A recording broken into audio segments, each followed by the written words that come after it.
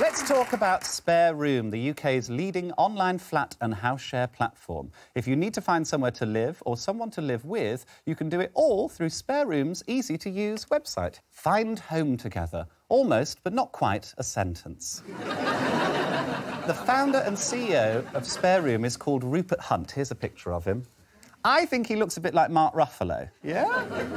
Actually, he looks like what would happen if Mark Ruffalo had a child with a coin. SpareRoom say they vet all of the listings for rooms on their site, and you can be sure your safety is our priority. They seem to have happy customers coming out of their ears, which is physically impressive. But not everyone is a happy customer. A lot of the listings on SpareRoom haven't actually been placed there by ordinary people looking for new roomies, but have been posted by lettings agencies. Agents like these guys, Sterling de Vere. This is them. Once I say their logo looks like a very specific body part, you'll never see anything else. These guys stood out because of the huge number of reviews they have. And at first glance, a lot are very positive. But dig a bit deeper, and some of them look a bit suspicious to me. This review was left by someone called Patricia Knoll. She looks very respectable, sort of woman you'd leave your dog with, hoping it would eat her. But hang on, it turns out that photo is just a stock image. Plus, we found this exact same review, word for word, was posted several months earlier by someone called Marilyn, except that she was writing about an air conditioning company in California. But among the glowing reviews, we found a lot of one-star reviews. How many did we find, Mark?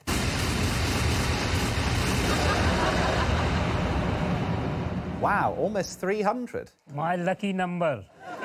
Lovely stuff. So, as Holly Willoughby said when she found me in her bathroom, there's something wrong here and I want to find out how it has happened. We went to investigate. Hi, it's me, Joe Lycett, but now in a ridiculous shirt. We've been looking into snazzy London estate agent Sterling de Vere. Here's their glossy brochure. Daniel Craig on the front there, very happy customer. I think he shares a bedsit in Croydon. But not everyone's as happy as old Danny. We've contacted a bunch of former Sterling de Vere tenants, and today I'm joined by one of them. Casey Higgins-King. Hello, Casey. Hi, Joe. Tell me about your experience with Sterling de Vere. So I basically found a room on SpareRoom, which was very reasonably priced. Went to Sterling de Vere's office and was told that the room was gone. They showed me a list of other rooms available for a lot more. This sounds a bit like bait and switch tactics, the act of advertising goods which are an apparent bargain with the intention of substituting inferior or more expensive goods. It's something Sterling de Vere have been accused of online. We can't be sure this happened to Casey, but it raised suspicions. One I was interested in, but they said that somebody was viewing it right now, and that if I wasn't to pay the money up front, then I would likely lose out on that room.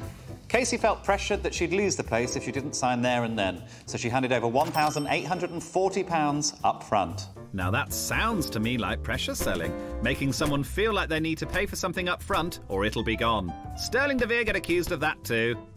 Not that we're saying that's what happened to Casey either. How could it? Those tactics are banned under the Consumer Protection from Unfair Trading Regulations Act of 2008. Oh, it's a real page-turner. You paid your money, then went to the flat. What was it like? Disgusting, really. Casey offered to show me some absolute filth on her phone. Something I'd never say no to. Remember, Casey was paying £600 a month for one room in this flat share. This is the fridge. Oh, there's some baba ganoush. The locks broke on our flat. We got locked in. You were locked in? Locked in. That's a prison. That's what that's called. Casey also found a faulty smoke detector, and after just 6 weeks, she left. Last year, Sterling de Vere were prosecuted 3 times. Once for renting an overcrowded property with inadequate fire precautions. But still featured on SpareRoom.com. Once for failing to publish full details of tenant and landlord fees on their website. But still featured on SpareRoom.com. Once for engaging in a misleading commercial practice. But still featured on SpareRoom.com. What do we make of that, Mr. Pussington? That's right, we're furious. I felt it was about time to have some fun with Sterling de Vere and SpareRoom. That's Sterling de Vere. They're blissfully unaware that I've listed their own headquarters as a one-bed flat you can actually rent on SpareRoom. And I have an ideal first tenant. Yes, it's none other than Mark Silcox. Sorry, Mark, all of your new housemates are letting agents. Good luck. Oh, thank you. Yes, I'm moving in, yes. Very nice place, very lively place. Which flat are you moving to? Here. In here? You're moving in here? Yes. All right, Mark, I think you should start making yourself at home. Just plugging in a lava lamp. Fantastic. It sends a cool vibes, you know, if you have lava lamp. Maybe it's time to unwrap the picture. You're doing really well, Mark. I'm in love with it. I'm just trying where I can put this up. This is an office address. Just 1 second. Oh, they actually are kicking off a bit. Is this called a joke? Sorry? Think it's a joke or something? It's not a joke. It's not a joke. I paid the money. Sit down first and talk to my colleague and then take your stuff out. Yes, but Yeah, my girlfriend gave that to me. I think it's more like your personal place, actually. God, it's like being back at school. Yeah, so what? That's not illegal, is it? Yes, Mark. Mark Silcox, LGBT icon. Who knew? Obviously, the chap's been scammed, okay? Because he thinks he's renting this office by this gentleman, Mark Silcox, the Fox. Mark is determined to get settled in. Can I put my food in the fridge? But outside, my van gets spotted. Oh, they've clocked the camera, they've clocked the camera. Oh, they're coming over. Oh, we need to get a camera. Lock the...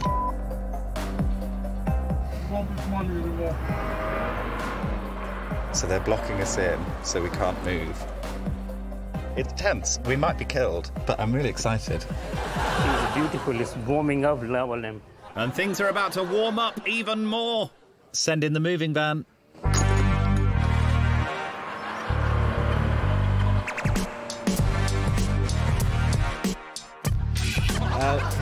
Here comes the moving van. Loose movements. Yes, lads. Yeah, can you leave them on the side, please? Just on the side. No. You leave them here. They're being so aggressive. So those boxes, they've got ridiculous names on them. But when assembled, they spell out a clever and very satirical message aimed at Sterling de Vere. There we go. Sterling de Vere equals poo emoji. I'm going to go and get a selfie.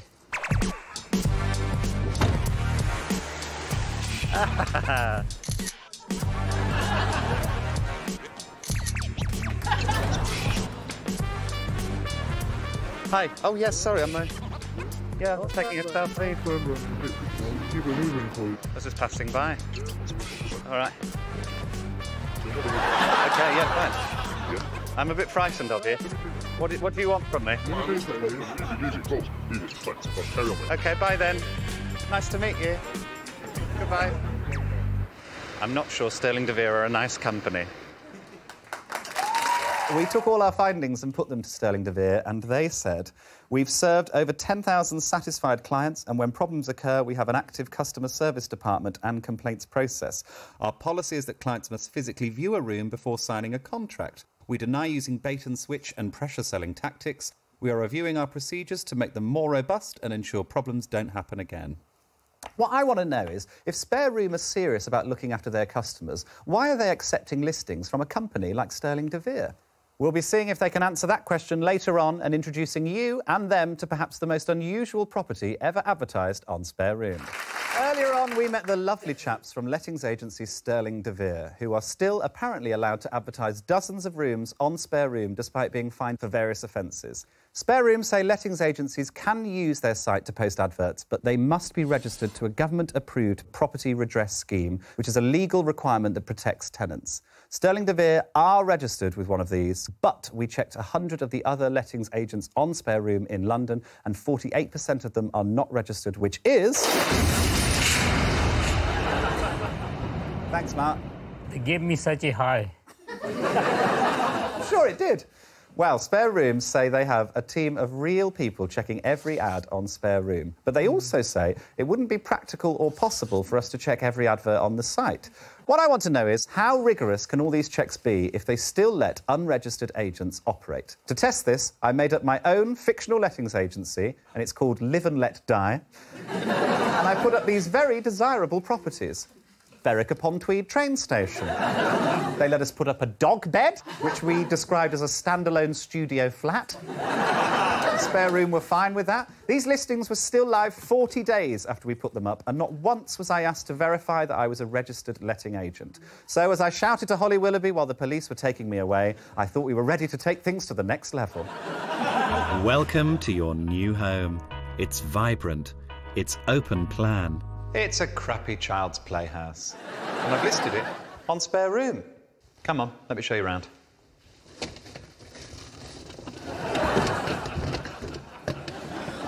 Come on, then. You find me here in the living room. It's beautiful, rustic feel to the whole place. The carpet is woven from a mix of vintage towels. By the word vintage, I mean used. We approached Rupert Hunt, the CEO of SpareRoom.com, for an interview. He declined, presumably because he was too busy not checking if the lettings agencies on his site are legit. Either way, I feel the people of Britain deserve better. So if Rupert won't come to me, I'll go to him. I'm hoping to catch Rupert and talk to him about the large number of unregistered agents on his site. All right, fellas. Just chatting with the lads.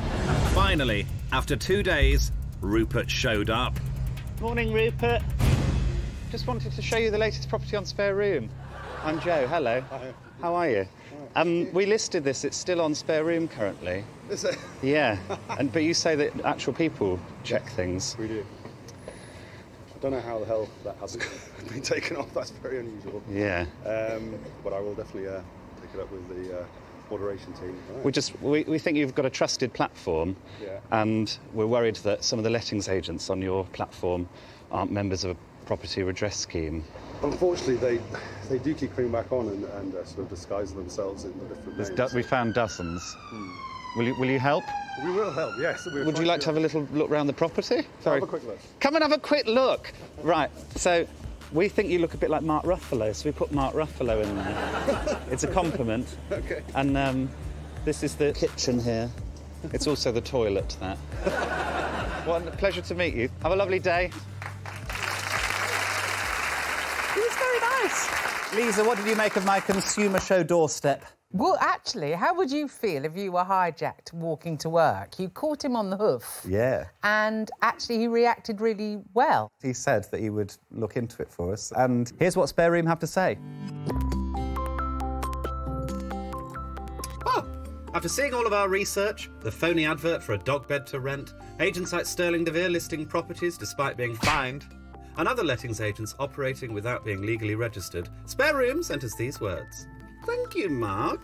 We've removed all Sterling de Vere's ads from SpareRoom. We've spoken to them regularly in the past, and we had very few complaints about them since. However, the concerns you raised made it clear that there were still issues we were unaware of. After investigating thoroughly, we decided to remove all their ads.